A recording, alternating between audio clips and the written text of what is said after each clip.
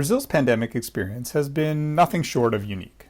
Massive public support measures fueled one of the fastest post-pandemic economic recoveries in the region. In fact, Brazil's economy had already reached pre-COVID-19 levels by the end of 2020.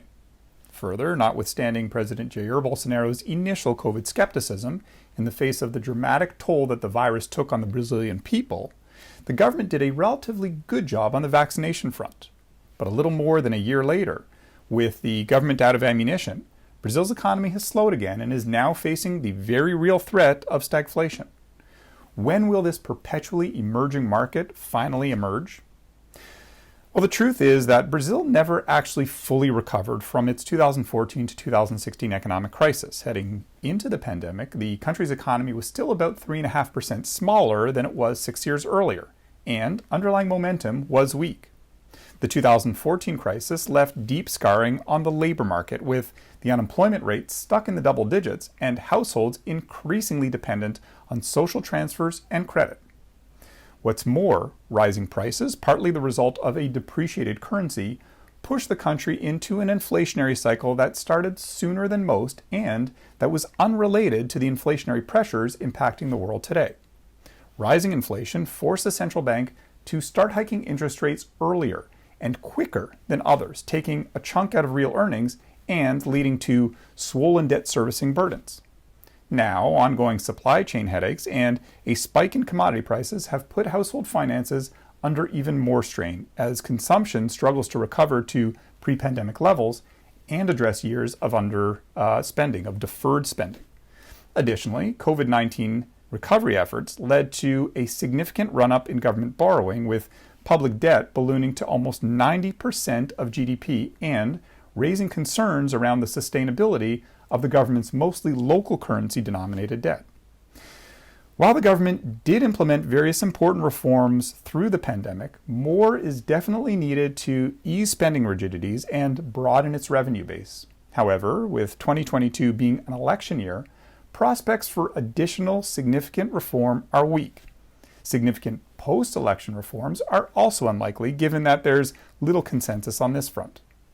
The weak economic outlook and ongoing spending pressures mean that key debt ratios are expected to trend back up in coming years, leading to a loss of confidence around the government's commitment to a prudent fiscal framework.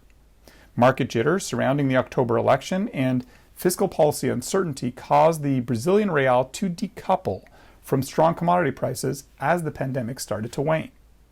The recent boost in the currency, supported by investors looking to cash in on the country's higher interest rates and ongoing commodity price strength, is at risk of being short-lived as global central banks move into a tightening cycle of their own. A stronger currency would help tame inflation pressures, but could also hit exporters. While trade isn't a major driver of the Brazilian economy, accounting for about a third of the country's commercial activity, recent shifts out of manufactured exports back towards resources has further entrenched Brazil's boom-bust cycle. With China accounting for about a third of Brazilian exports, for example, Chinese efforts to reduce soybean imports, as well as challenges facing the Chinese construction sector, pose key risks for Brazilian commodity exports. The outflow of private capital in the aftermath of the 2014 crisis and uncertainties surrounding the elections caused business investment to falter in Brazil. However, investment has recently been buoyed by significant pent-up demand and a number of market-friendly reforms.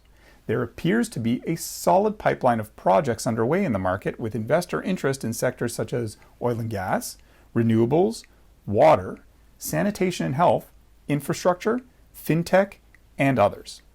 The bottom line?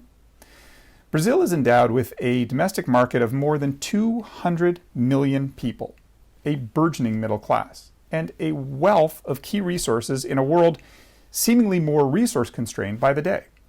The country is a regional leader, and its size and geographic position make it a strategic foothold into the South American market. But weak institutions, brittle infrastructure, gross bureaucratic inefficiencies, and policy uncertainty have time and again made Brazil tomorrow's market. As inflation stabilizes and gradually pulls back, we could see the start of an interest rate easing cycle in 2023. While investors would do well to watch the post-election policy backdrop, this could provide an opportune moment for Canadian companies looking to enter this highly volatile but high potential market. This week, a special thanks to Daniel Benetui, Senior Country Risk Analyst in EDC's Economic and Political Intelligence Center.